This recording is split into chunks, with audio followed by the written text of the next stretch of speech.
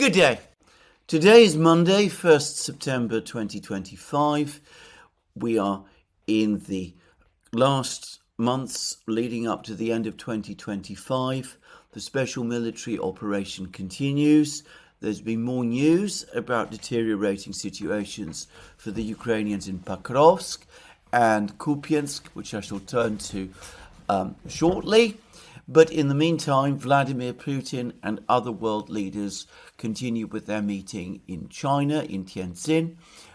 The chair of the meetings is, of course, President of China, Xi Jinping, and the meetings are taking place under the umbrella of the Shanghai Cooperation Organization. And Putin has made comments and has had meetings with Xi Jinping, and Putin has also had meetings with Modi, and Modi and Xi Jinping have also met, and Putin has met President Erdogan of Turkey, and also, interestingly, Prime Minister Pashinyan of Armenia. And there is likely to be a series of meetings in which the Iranian President Pezeshkian, who's also attending, will also be participating too. So a whole series of meetings and many discussions. Yesterday, as I said over the course of my program, there was a banquet, a joint declaration has been published, and there are now some agreements and moves between the various leaders to agree on a way forward. The key thing to say about this meeting, the meeting as it is shaping, taken together, is that it moves forward significantly the entire process of, if you like, multipolarism, of integration of economies, or perhaps a more accurate way to describe it, of interaction between economies, away from the historic dominance of the Europeans and of the United States. And it's now clear, as I discussed now in several programs, that the Shanghai Cooperation Organization and BRICS are becoming complementary institutions, and that there is a growing convergence in policy and decisions and membership between these various groups. Now, for the moment, the membership is not identical. So Brazil, for example, is a member of BRICS, but it is not a member of the Shanghai Cooperation Organization, just as South Africa is not a member of the Shanghai Cooperation Organization. I had thought that President Lula of Brazil might be attending this meeting in China, but he has not gone, and it is for that reason, because he is not a member of this organization, the Shanghai Cooperation Organization. Brazil is not a member. But the three major leaders, both of the Shanghai Cooperation Organization and arguably of BRICS also, Xi, Putin and Modi, are members of both. And other countries that are involved in both organizations, like, say, Iran and Vietnam, are also turning up to both meetings. Civil unrest in Indonesia, which I am not going to discuss in this program, kept the president of Indonesia away. He made the entirely correct decision, in my opinion, that it was more important to stay in Indonesia and to deal with the problems there than it was to attend a meeting, even an important meeting, in Shanghai. For the record, I don't think this changes in any way Indonesia's direction, or is going to affect its internal, or these protests are going to affect its underlying internal stability, just saying. But anyway, Indonesia was due to attend this meeting, the Shanghai Cooperation Organization meeting, and of course it is also now a full member of BRICS. So you can see that there is now a growing overlap between these two groups, and I'm going to make a guess that gradually, as the system that is evolving, the multipolar system evolves, we're going to see this overlap grow, and before very long there will be very, very few members, very few countries that are states that are members of one, but which are not states that are members of the other. Now, if we're talking about the Shanghai Cooperation Organization, the key states that are members of the Shanghai Cooperation Organization, but which are not yet members of BRICS, are the Central Asian states. Kazakhstan, Uzbekistan, all of those. The former Soviet republics of Central Asia. But, well, they are clearly part of this growing system. Suffice to say that one of them, the most important by far, Kazakhstan, is a member with Russia of Russia's Collective Security Treaty Organization, Russia's military alliance system established on the territory of the former Soviet Union, which includes Belarus, and which whose meetings incidentally, Chinese officials, including on one occasion Xi Jinping himself, have attended. Other countries in Central Asia are not yet members of the Collective Security Treaty Organization, but several of them, as well as Kazakhstan, are members of the Eurasian Economic Union, the economic bloc, which the Russians are also busy establishing within the territory of the former Soviet Union. And that includes countries like Kyrgyzia and Tajikistan. Now, other countries in Central Asia, Uzbekistan and Turkmenistan, have also, I've noticed, been aligning their policies increasingly with Moscow's. And I expect that before long, they're all going to become in some way connected with these two organizations, the Collective Security Treaty Organization and the Eurasian Economic Union, even if they don't fully join.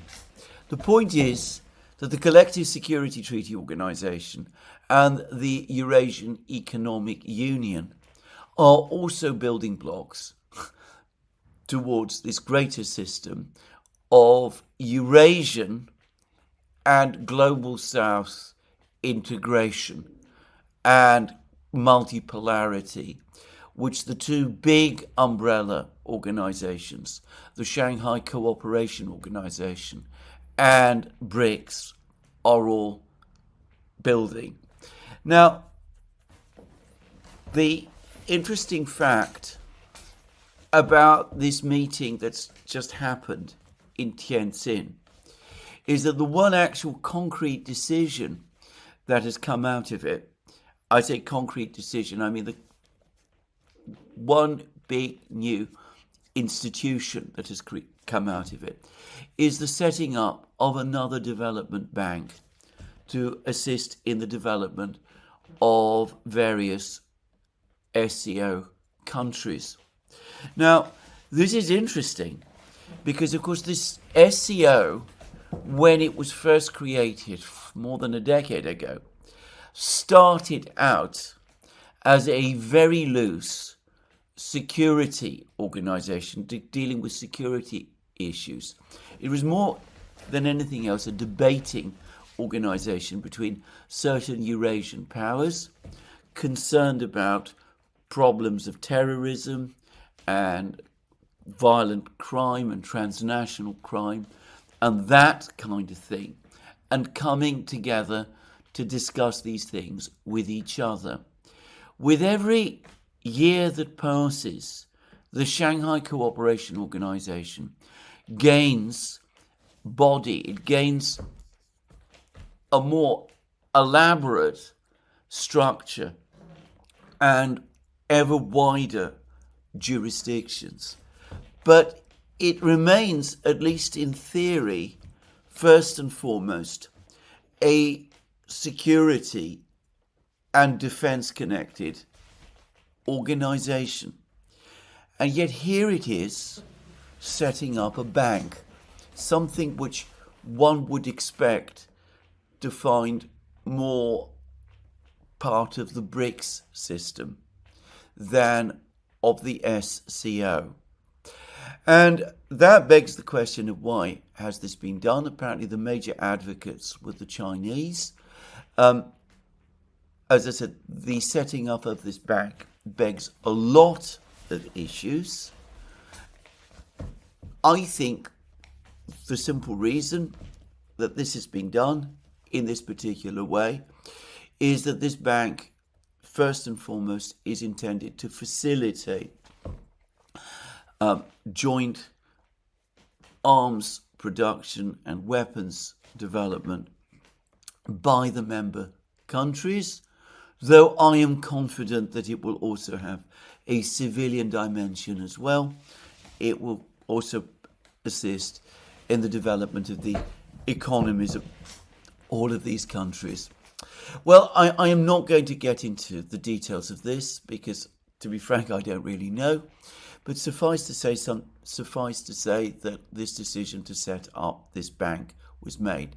The members of this organization have also published a joint declaration. Interestingly, it makes comments about the Gaza crisis, strongly negative comments about the Gaza crisis, about the risks of conflict in the Middle East, but it conspicuously avoids discussion of the situation in Ukraine. And again, this reflects the nature of this organization. The president of Russia, Vladimir Putin, has attended, and he has told the others that he has the situation basically under control. Notice that he has not made any requests for assistance. He's not discussed any of those topics with any of the other leaders there. He's briefed them on his meetings with President Trump. He's meeting with President Trump in Alaska. And anyway, there's been discussions and commentaries about other things, but no actual joint statement about Ukraine. In other words, the Russians are being given a free hand by the others to deal with it. And one has had a whole succession of very friendly meetings between leaders. So the meeting between Xi Jinping and Modi went well. The two leaders seem to be very pleased with whatever it was that they discussed, growing steps towards détente between their countries. The meetings between Putin and Modi have gone extremely well. Modi even agreed to go to the meeting with Putin, together with Putin, in Putin's Urus limousine, just as Putin travelled to the meeting with Trump in Alaska in Trump's presidential limousine. Modi has been happy to join Putin in his limousine, his Urus limousine, as he was driven to the meeting at which he met Putin. The two leaders, Putin and Modi, have spoken about their personal friendship with each other. India is looking to expand energy cooperation with Russia. Prime Minister Modi has apparently received a letter from the Chinese President Xi Jinping before he came to the meeting in Tianjin. I'm not certain about the contents of this letter, but it seems that it was a statement of support from China in response to the tariffs that have been imposed on India by the United States. And I understand the subtext to that is that China is going to offer India economic support Now, on that topic, Axios, the American magazine, is reporting that the United States is now trying to put pressure on the European Union to impose secondary sanctions on India as well, because India is buying oil from Russia. And apparently the United States is also telling the European Union to stop buying oil from India. Now, the oil that the European Union has been importing from India is, of course, much of it, at least, Russian oil. The Russians sell oil to India. The Indians refine the oil. They then sell it on, and it goes to the European Union. On the Duran and in these programs, we've discussed this trade for a long time. The Europeans know all about it, and they've gone happily along with it. And India has made a significant profit out of this trade. And of course, the Europeans have continued to receive oil, which originates in Russia, which, though more expensive, obviously, than it would have been if they'd bought it directly from Russia, has at least meant that they're not short of oil. Now, in this latest American demand, we can see the anger and petulance of the United States. I feel that the Americans completely underestimated and have been completely nonplussed by India's decision. They assumed that when the United States chose to impose additional tariffs on India because it continued to buy Russian oil, they expected that the Indians would climb down and that they would agree to stop buying Russian oil. And we know that there's been various attempts by President Trump to speak to Prime Minister Modi of India, and to the American fury, and I suspect to Donald Trump's own fury as well, Prime Minister Modi has been refusing to take the calls. So the Americans are very angry, as they often are when they are defied in this way, and they're now telling their European friends to stop buying the oil from India and to impose secondary sanctions on that country. Now, this, if it is done, would be an astonishingly bad mistake. Firstly, if the European Union stops buying oil from India, where is it going to buy the oil from? They're already taking steps to stop imports of Russian oil. They have been told by the Americans to stop doing it, and they still buy quite a lot of oil and natural gas from Russia, liquefied natural gas from Russia. Grudgingly and reluctantly, more and more European countries, though Hungary and Slovakia remain exceptions, have been quietly moving towards stopping imports of Russian oil. Now, let's say that they do that. They stop buying oil from Russia, supplied to them by India. Presumably, following the logic, they would also stop buying oil from Turkey, because Turkey is also involved in this trade. It too buys oil from Russia, which it refines and then sells to the European Union. It also, of course, imports natural gas from Russia, and some of that it exports to the European Union as well. It is a flagship policy of President Erdogan, where if the Europeans stop buying this oil and gas, are they going to get it from? Well, they can get some of it, obviously, from the United States, but the quantities of American oil and gas are finite, and my own sense is that the ability of the United States to increase exports further is now starting to hit capacity issues, and it will not be possible to do for very much longer. To increase it much more from where it already is, I should quickly say. So, and of course, American oil and gas is much more expensive than Russian oil and gas, even when it's filtered through third parties like India and Turkey.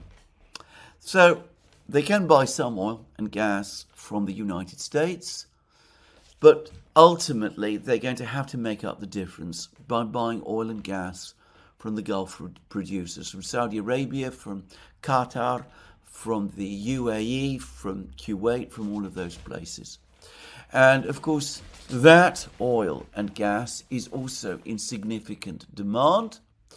And it is very difficult to see how all of these maneuvers taken together, a refusal to buy oil from India and a logical conclusion to refuse to buy oil from Turkey and gas from Turkey, it's inevitably going to lead to a further big spike in energy costs in Europe. This at a time when the European economies are already on the brink of crisis. It seems an incredibly foolish thing to do. But if we follow through with this, if the Europeans are now having to buy oil and gas from the Americans and from the Middle Eastern producers at higher prices because they are denying themselves Russian oil and gas, that inevitably is going to cause an upward push in oil and gas prices.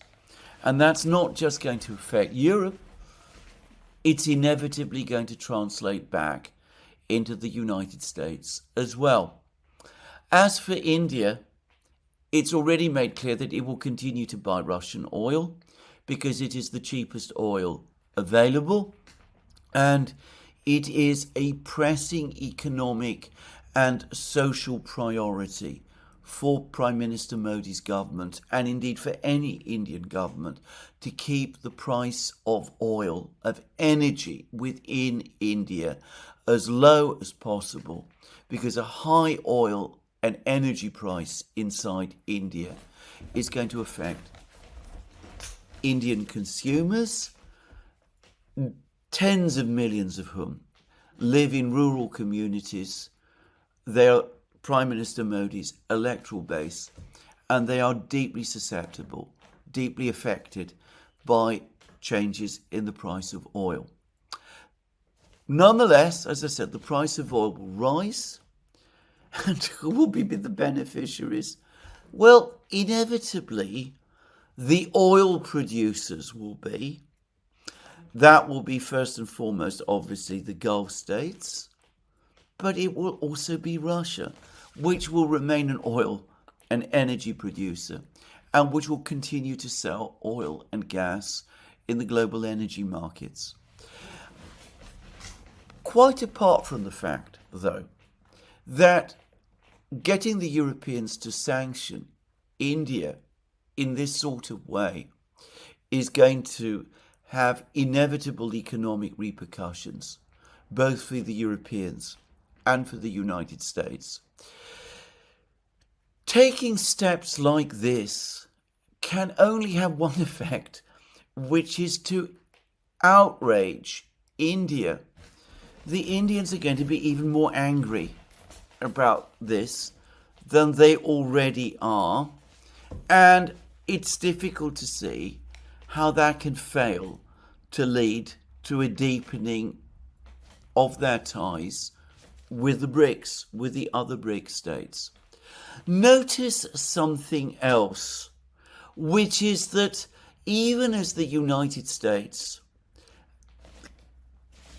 tries to put pressure on India by imposing massive tariffs on India and in effect sanctioning India, and even as the United States leans on its European allies to get them to do the same against India, the United States continues to show intense unwillingness to get into another trade conflict with China, even though I understand that China buys more oil from Russia than India does, and even though China, unlike India, is becoming a major importer of Russian pipeline gas,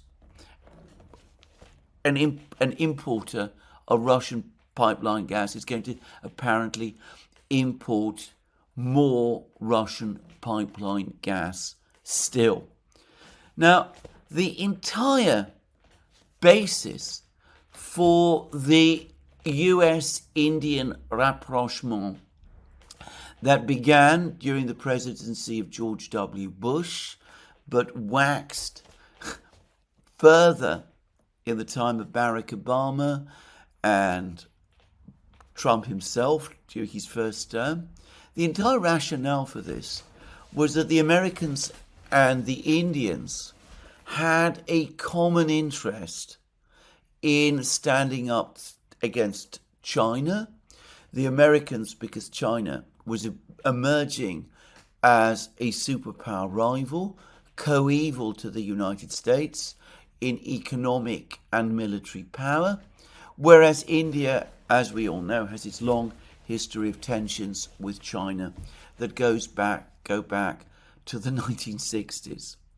So the whole basis of this friendship between India and the United States was supposedly the fact that both of these countries, the United States and India, had issues with China.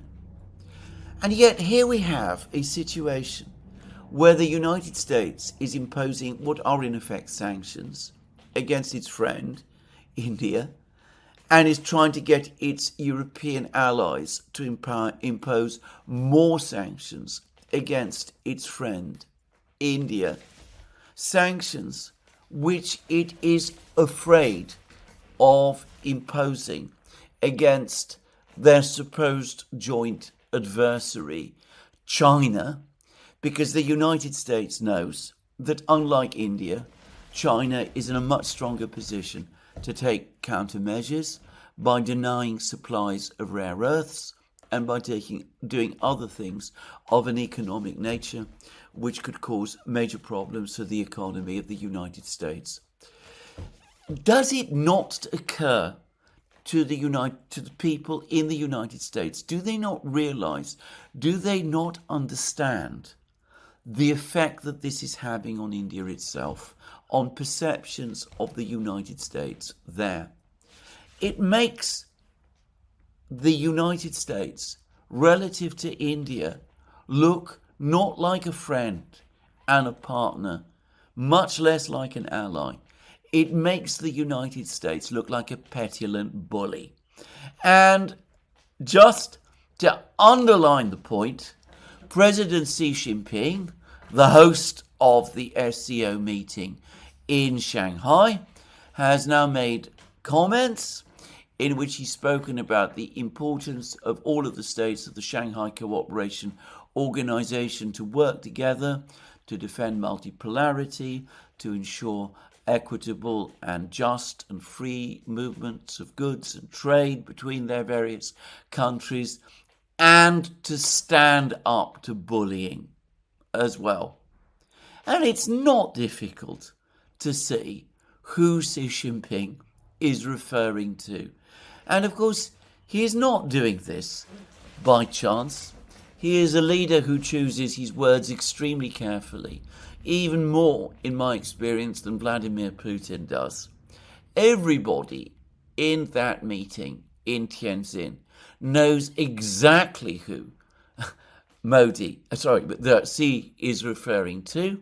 And of course, Xi again is addressing his comments about bullying to one particular leader, who is, of course, Modi.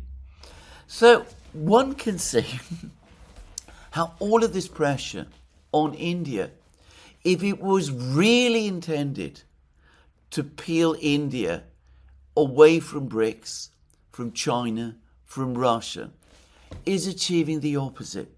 It is binding India closer together with China and Russia.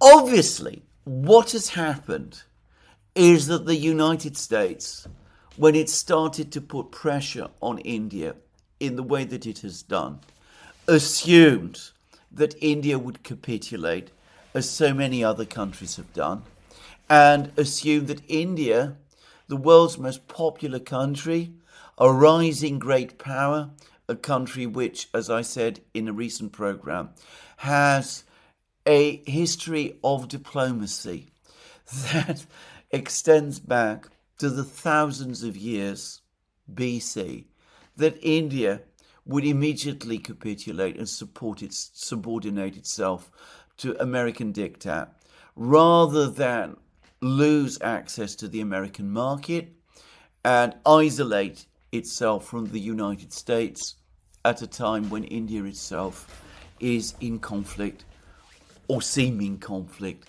with China. This obviously was the American calculation. It is a facile calculation. It was not based on any real study of India itself, any real attempt to understand India and its people and its political leadership and its recent history, and by the way, its ancient history. It showed no understanding of its socio-economic nature, character, and of course it was completely wrong. And I can't help but think that much of this anger that one sees expressed against India at the moment by the Americans, by American officials like Peter Navarro, and these attempts now to twist the arms of the Europeans to do the same thing against India that the United States itself has done, that much of this anger is displaced anger that the Americans feel against themselves because they got India so wrong. Just to say. Anyway, we will see where this goes. But for the rest, the meeting in Tianjin continues. It will be interesting to see how this process develops further. There will be more meetings over the next couple of days. Putin, of course, is staying for the celebrations of China's victory over Japan in the Second World War. An hugely important victory, by the way.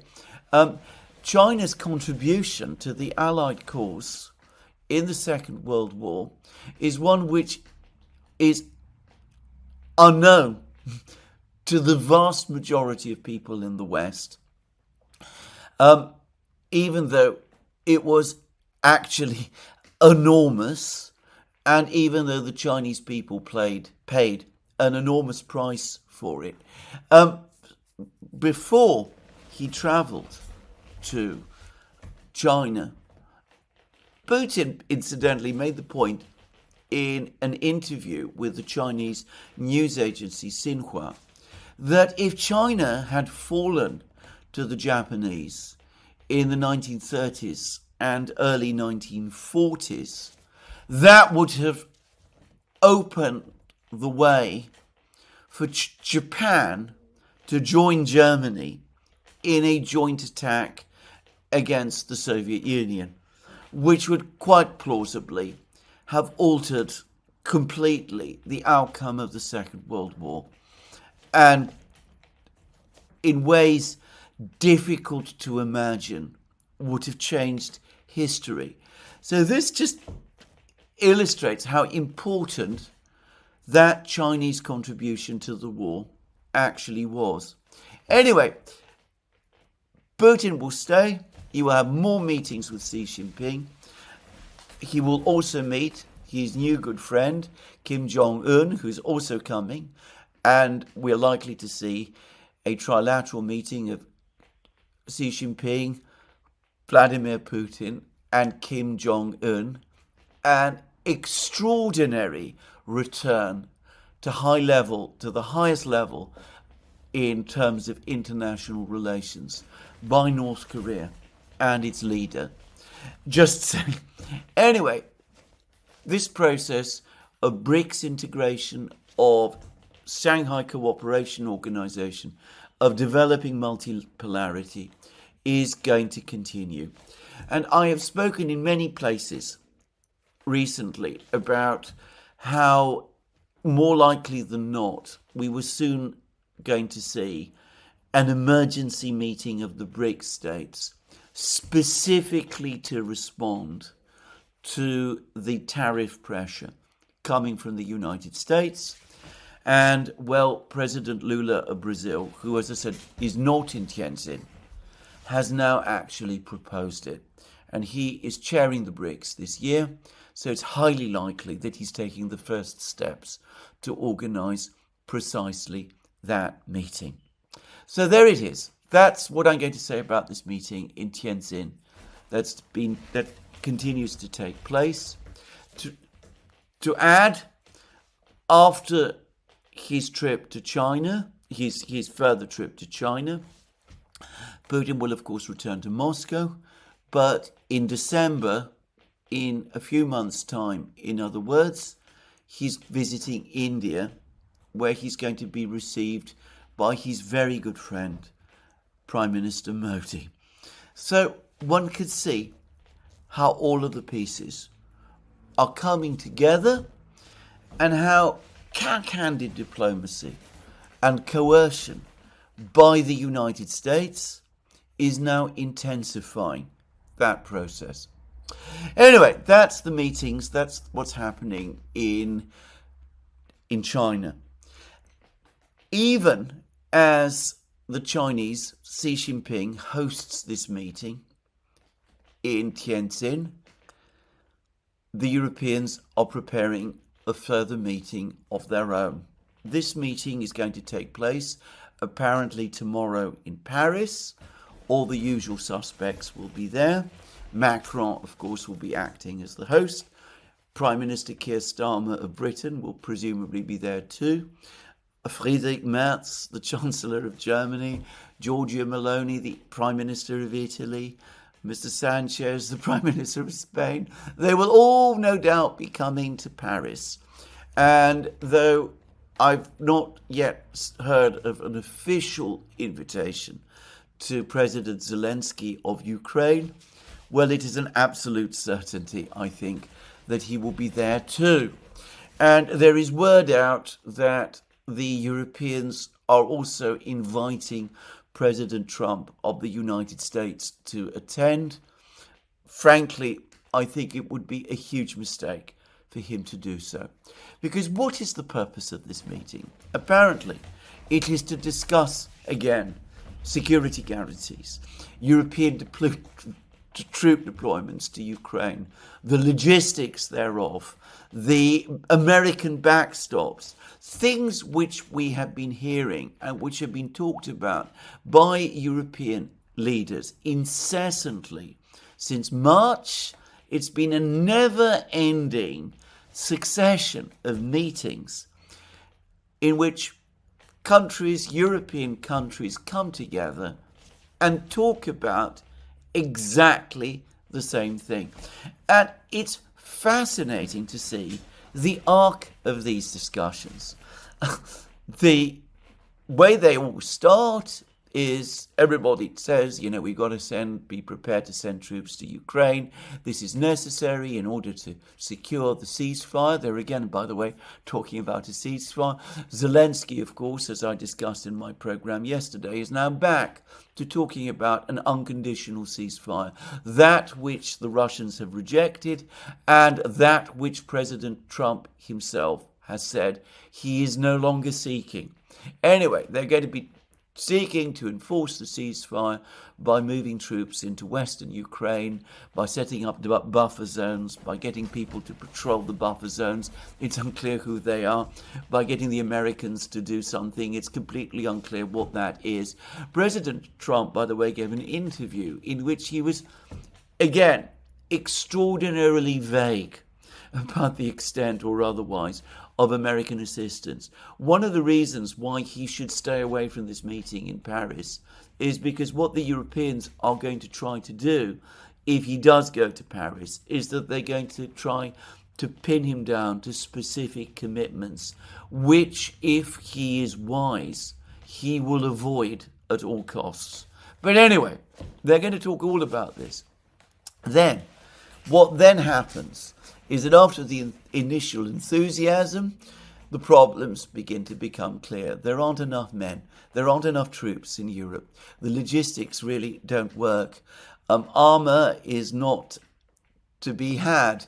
I read some months ago that the British Army is down to 40 operational tanks. I recently did a programme with Daniel Davis on Daniel Davis Deep Dive, and I was there shown a picture from an article which I haven't actually seen, which says that the British Army is down to 25 operational tanks. 25 operational tanks. There are critical shortages of supply of practically everything. And the militaries of Britain, France and Germany are in a deeply depleted state.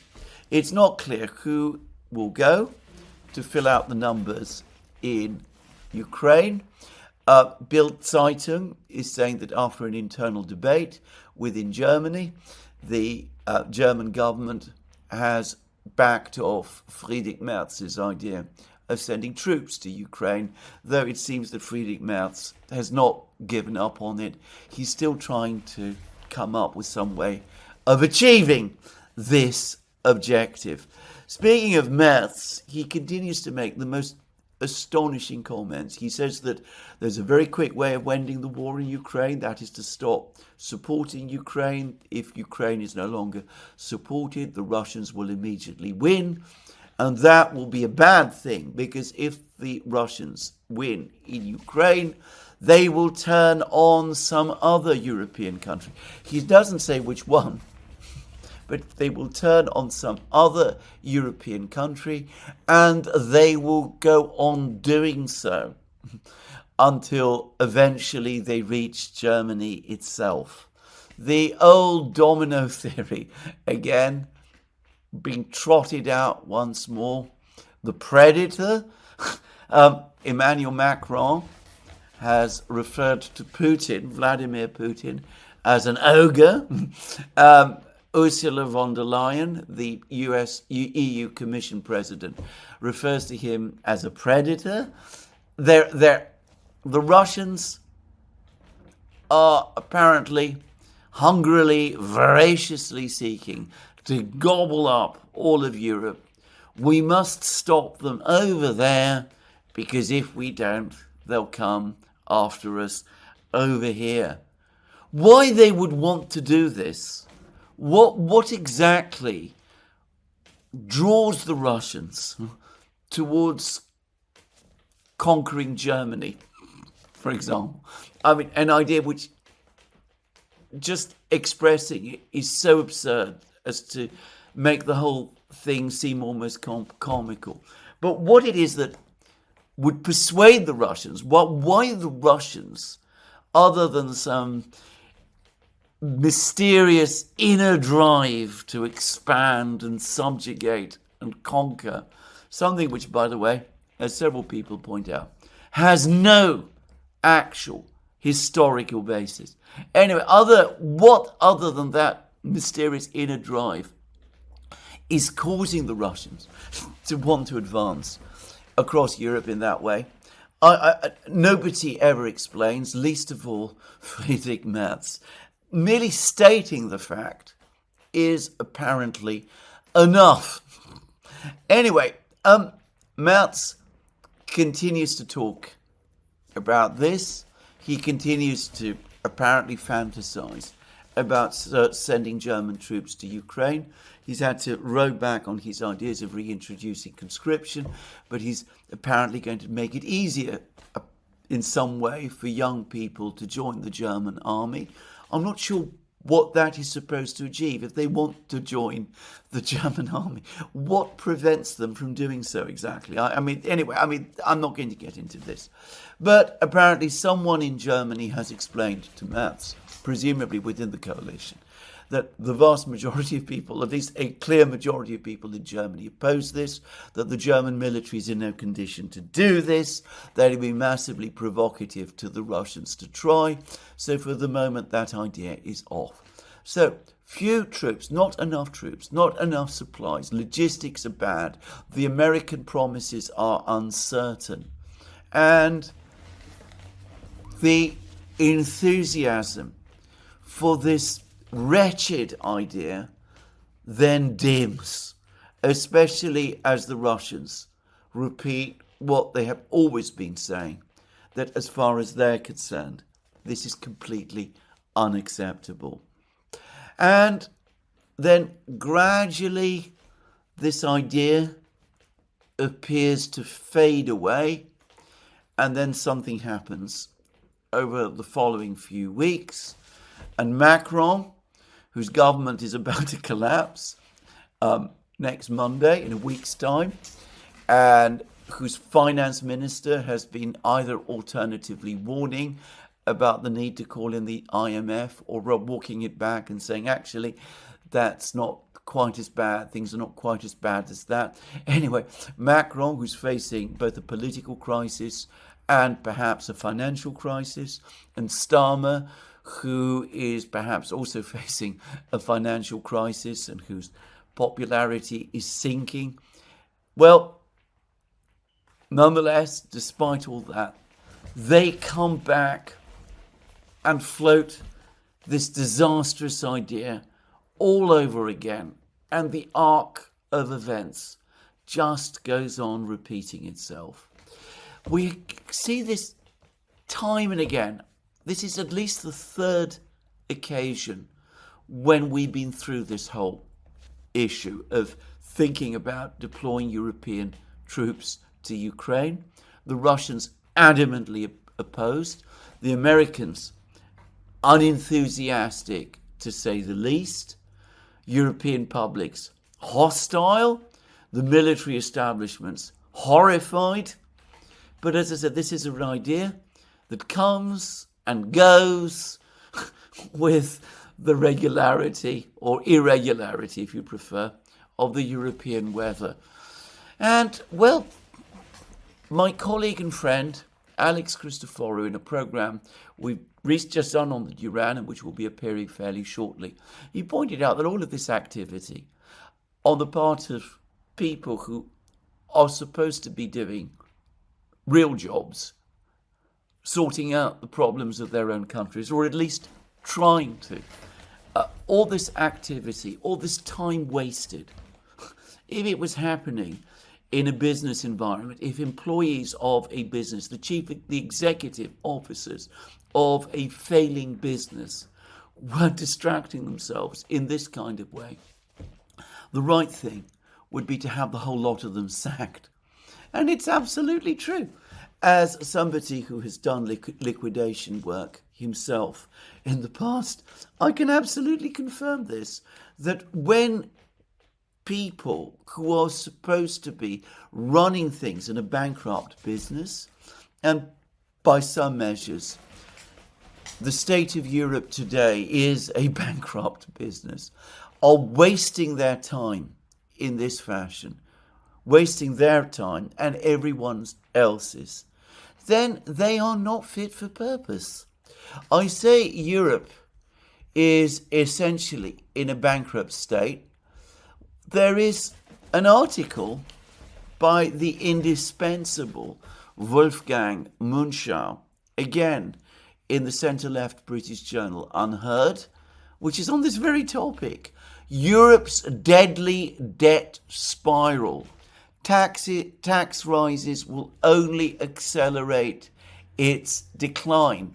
And he made the same point that I made, which is that the economic situation in Britain in 1976, when Britain last applied to the International Monetary Fund, was leagues better than it is today.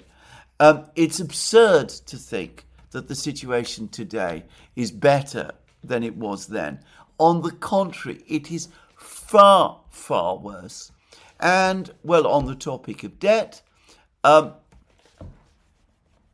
Munchau, in this article, does a deep dive analysis pointing to the unsustainable debt burden which is afflicting Europe, and pointing out that one of the reasons why this debt burden has been growing and growing year after year and is becoming unbearable is because productivity growth across Europe has collapsed. It's collapsed in Italy, in Germany, in France, in Britain, in Spain, in all of the major countries in Europe. And that inevitably means that wages are stagnating or even falling, that debt levels are growing, and as Wolfgang Munchau also points out, there is some academic backing for the view that in such a situation where productivity is low but debt is high, the high debt in the end is inevitably going to reduce productivity growth even further, turning the whole situation into a doom loop. This is not a description of bankruptcy amongst states. I mean, I don't frankly know what is. If you want to read the article yourself and to get a sense of what Munchau is talking about, to repeat again, its title is Europe's Deadly Debt Spiral. Tax rises will only accelerate its decline. Anyway, don't talk about that. Don't discuss what can be done to resolve these problems. Europe remains a rich continent in many respects.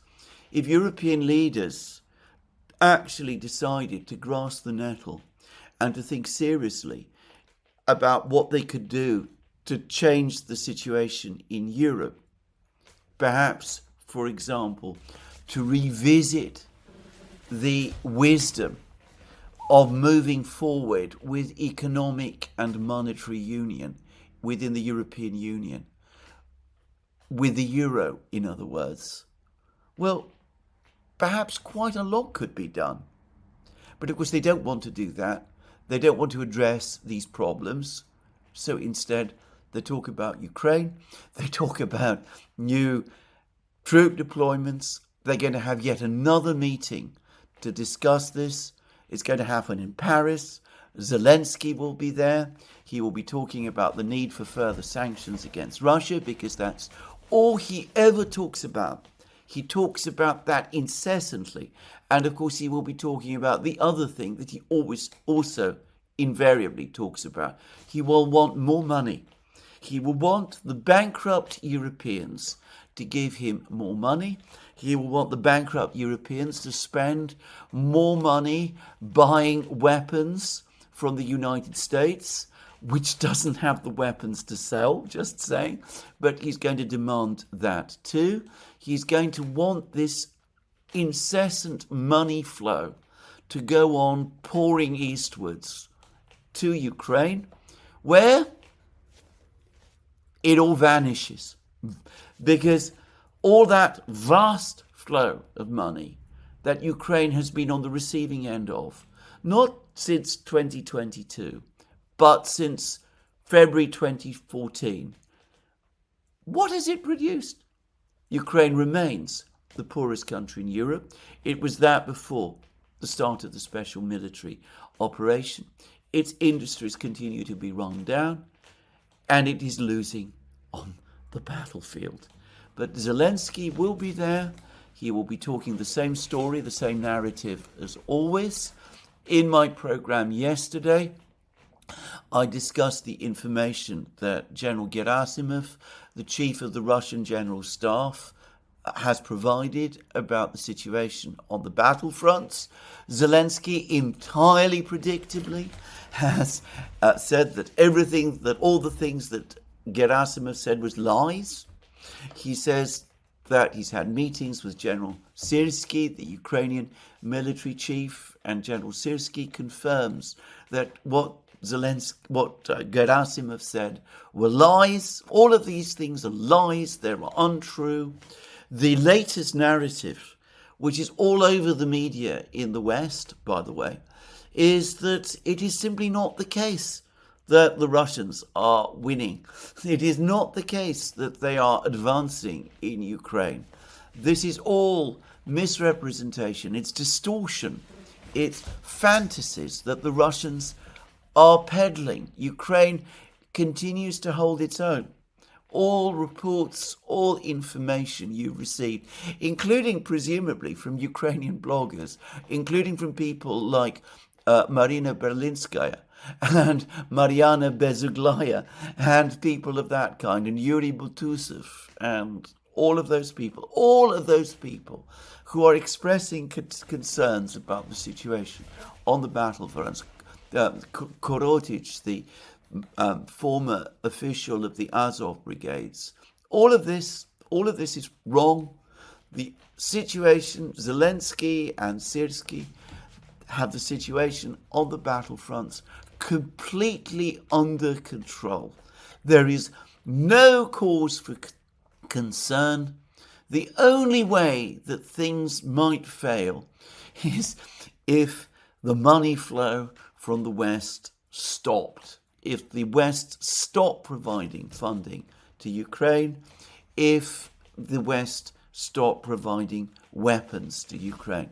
And Zelensky also offers further hopes. He says that he's got miracle weapons that are going to change the war. He's going to launch deep strikes against Russia. He has, of course, been launching deep strikes against Russia for some time. He's had drone strikes against Russian oil refineries. There's been, by the way, a whole succession of studies now, all of which collectively make the point which I've made.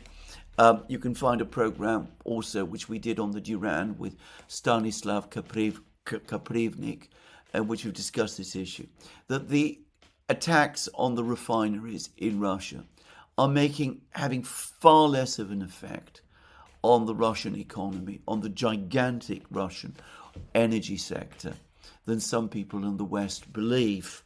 The most interesting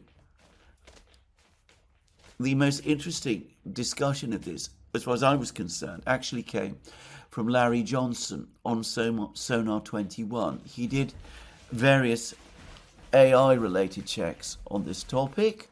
He asked the AI programs about the rises in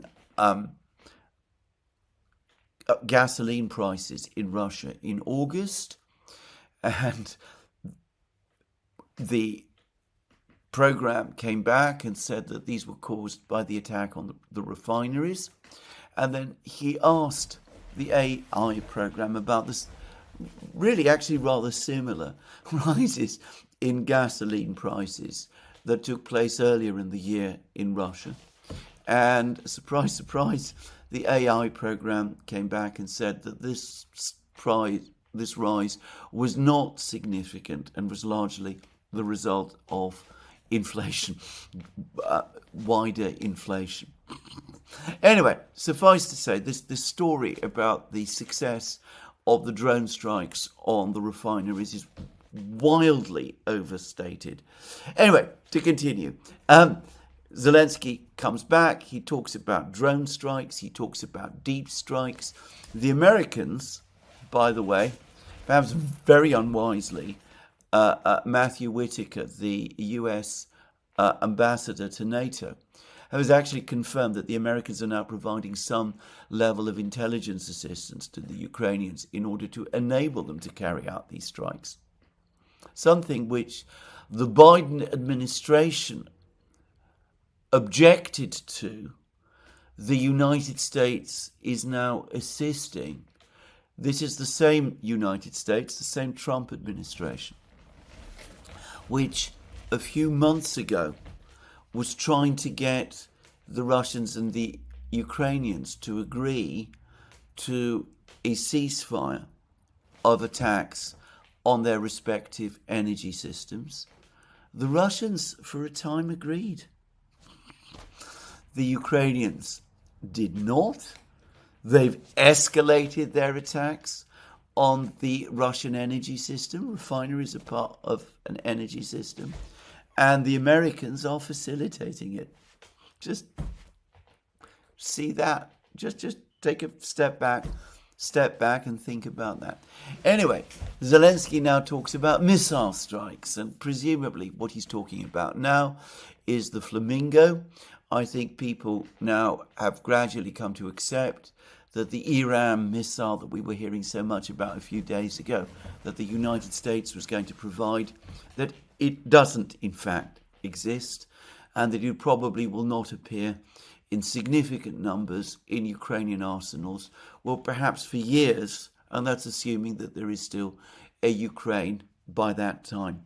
But anyway, this missile is presumably the Flamingo, this huge, bulky missile resembling a V1 missile of the Second World War, is going to be launched apparently against targets in Russia.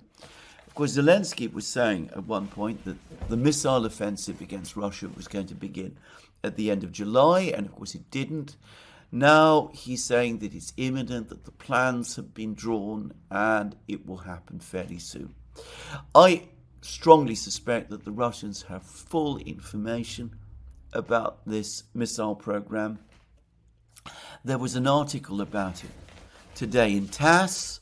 The article claimed that the missile in question is actually a missile developed in the Emirates by a British company, presumably for sale to countries in the global south, that it's relatively easy for the Ukrainians to assemble on Ukrainian territory because it uses mostly off-the-shelf parts.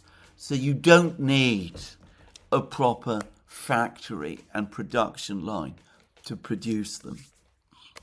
And anyway, one way or the other, this is another system in that long line of miracle weapons that the Ukrainians and their Western friends have touted, which is going to change the balance of the war, except, of course, it won't.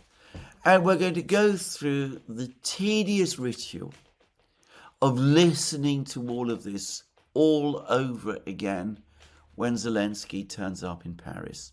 He's going to insist again that Ukraine must have an unconditional ceasefire.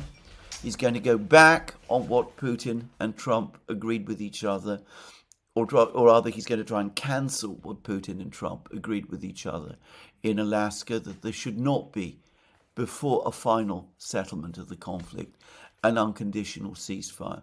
He's going to insist again on an unconditional ceasefire. He's going to talk again about deep strikes against Russia. He's going to demand more money. He's going to demand more weapons. The Europeans are going to embrace him. They're going to hug him. They're going to say what a great leader of Ukraine he is, how he is the heroic leader of a heroic nation fighting the ogre, Putin, and his hordes. They're going to say all of that. They're going to make the same demands for what they call a just peace, which is in effect for Russia's complete capitulation. And they are going to insist on giving Zelensky all of the things he wants, more money, more weapons, to keep the war going. Now, Axios has said, and I discussed this yesterday, that the Americans have suddenly, some people in the administration, have suddenly twigged to the fact, or we're asked to believe that some people in the administration have suddenly twigged to the fact that the Europeans are not really looking for ways to end the war at all. That the United States continues in many respects to bear the burden of the war. Bizarrely, it's bearing the burden of the Indian tariffs, which is one of the reasons why the Europeans, who are the ones who are buying oil from India, not the United States, why the Europeans must impose tariffs on India. So we have this victimhood narrative from the Americans also, as they push the Europeans to do something again, which would be suicidal, economically speaking, to themselves. Anyway, the Americans, listening to all of this, one senses becoming increasingly frustrated by this whole process, exasperated that they don't seem able to break the link and to extricate themselves from the war. But, well, who do they have to blame but themselves? Logically, if the United States simply wanted to end its involvement in the war in Ukraine, if it wanted to stop the unending arms flow and money flow to Ukraine, what prevents them? What prevents them, realistically, from walking away? The Europeans and the Ukrainians might, in that case, finally come to their senses and do that which they ought to have done years ago, which is negotiate with the Russians and send representatives to Moscow and start to address Russian concerns. But no, the Americans won't do that. The president is boxed in by Lindsey Graham and Richard Blumenthal in the Senate and all the others in the Senate. They want the president to impose 100% tariffs on Russia's trading partners. The United States has now imposed 50% tariffs on India. It's had a disastrous effect. It's pushed India closer to China and Russia. It has accelerated the process of BRICS and SCO integration. But don't reconsider, don't rethink, just go on doing more of the same. It did seem to me for a while, after Donald Trump was elected, that we would actually see a change. And after all, he did speak to the Russians. He did call Putin, which Joe Biden basically stopped doing. He did appoint emissaries, Witkoff and Kellogg. He did eventually meet with Putin himself. But until there is a final decision made in the United States to end this thing, by which I mean there is a final decision in the United States to cut the link, to walk away, it's difficult to see how things can change. The Americans will continue to be reeled in because they let themselves be. And we will continue to have these tiresome meetings, like the one that's going to happen tomorrow in Paris, saying the same things again and again and again, even as the other side conducts meetings of a completely different sort in Tianjin, which takes the process of BRICS integration, SCO integration, multipolarity, further and further. Well, one can't help people who won't help themselves, and one can try and give advice, but if that advice is not heeded, there's not much more that one can do. Anyway, Let's now turn to the military situation. As I said in my program yesterday, General Gerasimov, the chief of the Russian General Staff, has given an overview of the military situation in Ukraine.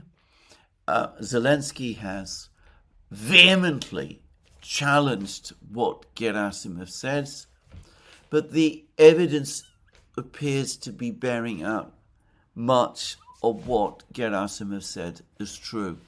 Now, there's been a flag which has been shown, a Russian flag in Kupiansk.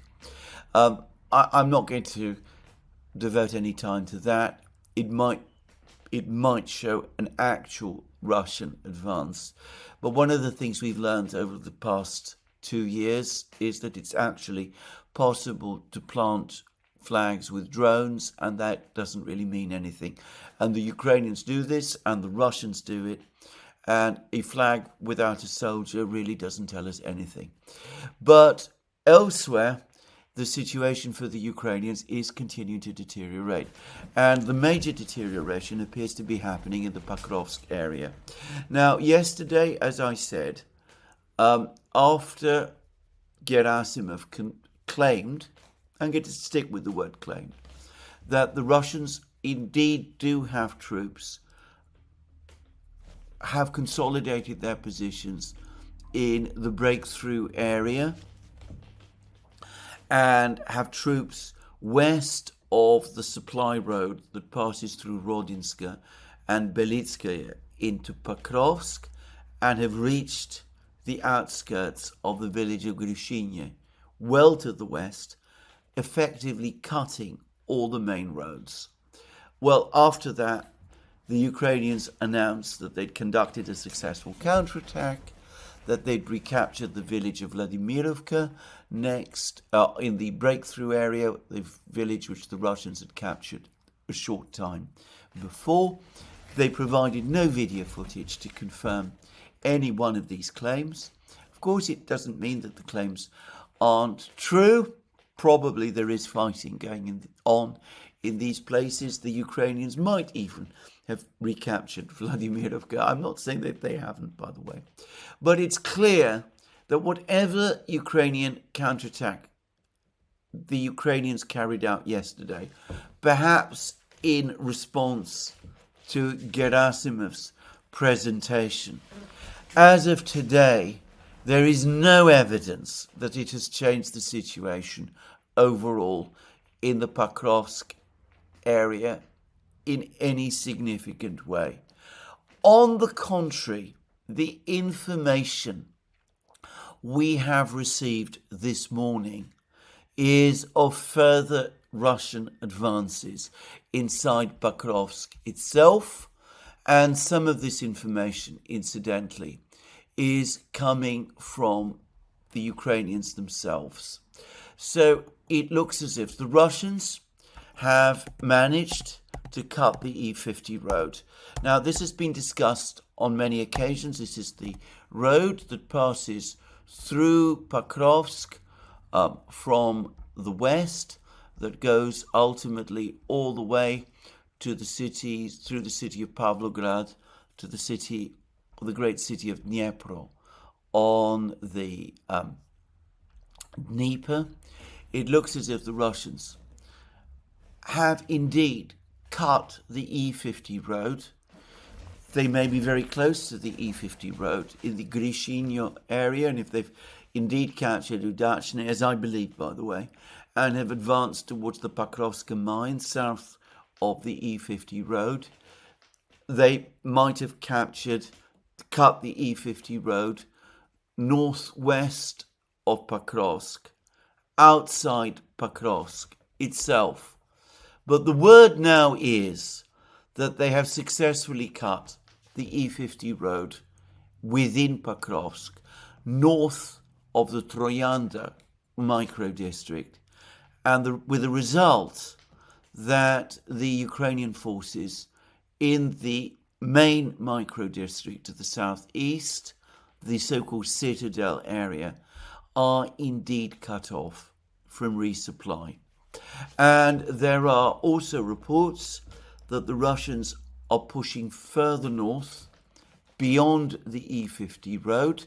And this time there's no suggestion, by the way, that these are just reconnaissance troops, that these are supposedly actual infantry. This is the main Russian army, that they're now pushing further north still and have almost reached the railways and have reached the main, or are close to reaching, the main railway station of Pakovsk, located in the very centre of the town. All of which, if true, would mean that the Ukrainian forces in southeast Pakovsk are indeed trapped in a cauldron.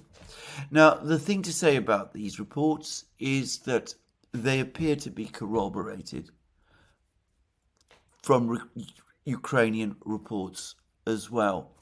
And they are consistent, by the way, with video footage from Pakovsk that I have been seeing over the last couple of days. Now, I mentioned some days ago when we stopped getting news from Pakovsk that this perhaps pointed to further Russian advances in the Pakovsk area. Then video footage appeared which showed fighting taking place in the Citadel area, the southwest micro-district, and heavy explosions pointing to Russian advances in central Pakovsk. And, well, now we have the reports that the Russians are indeed very much in the centre of Pakovsk, that they have indeed cut the E50 road, that they have almost reached the railways and almost reached the main railway station, which, by the way, is likely to be a heavily defended position. Railway stations are natural fortified positions in an urban battle. So I'm not saying that the Battle of Pakovsk is going to end tomorrow. There are suggestions that the Ukrainian defences south of the railway, in the territory of what would be about 60% of Pakovsk, is about to collapse. I think that is going too far, but it's clear that the situation is deteriorating every hour. And, well, over the course of the last couple of hours, the Russians have said that their sabotage and reconnaissance groups are indeed operating inside Mirnograd. This is the big industrial suburb immediately to the east of Pakovsk. And there's an accumulation of reports from Russian channels, including Redovka, that the Ukrainian counterattack that was launched in the southern area of Novoekonomichny has failed, and has failed disastrously. So anyway, this is, I suspect, at the moment, the main battle. The Russians, according to Gerasimov, have now taken strong positions immediately to the east of Kramatorsk, further to the north, and they seem to be working towards encircling Konstantinovka as well. But the main focus continues to be Pakovsk, and the Russians continue to make progress inside Pakovsk. I suspect that by now it is too late for most of the defenders in Pakovsk to leave. The distances that they would have to travel through Pakovsk itself are too great, and though one must assume that they've stockpiled ammunition and supplies inside the town, I doubt that they can continue to resist indefinitely. This could take perhaps a few weeks, but the outcome is inevitable. And of course, if Pakovsk, or rather when Pakovsk falls, Konstantinovka becomes undefendable. The Russians already close to Kramatorsk. I suspect that all of the towns, the fortified towns Slavyansk, Kramatorsk, Konstantinovka, will then indeed fall like a row of dominoes because they would be undefendable. Anyway, that seems to me the main situation on the battlefronts. There's lots going on in other places. The Russians continue to push purposefully towards the city of Zaporozhye. They continue to work their way towards Liman. And of course, Gerasimov said that they're fighting in Siversk as well. But Pakrovsk, Konstantinovka remain the main battle. Now, here, perhaps, one ought to ask what will happen when, not if, Pakrovsk falls. We have this further strange period of discussions taking place in Europe, in the United States. People accepting Zelensky's insistence that it's all lies, that the Russians are not making any progress, that there's no reason to panic. All we need to do is to go on giving Ukraine more and more money and more weapons. What happens when Pakrovsk falls and it becomes impossible to sustain that narrative? After all, there have been many attempts to sustain narratives like that in the past. Eventually, they all collide and collapse.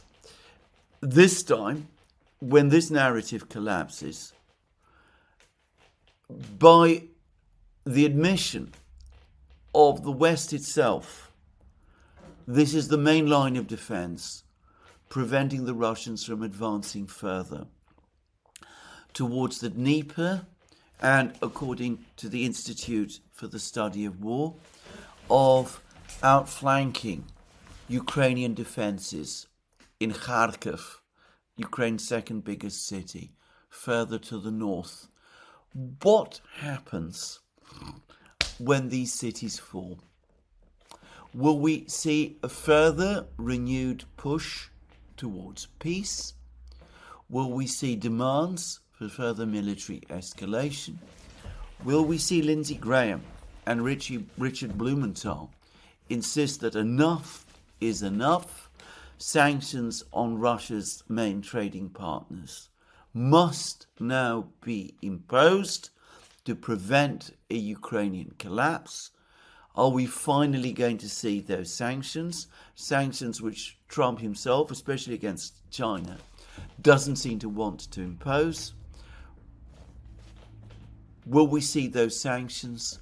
What will the effect on the global economy be? What will the effect be on the economies of Europe?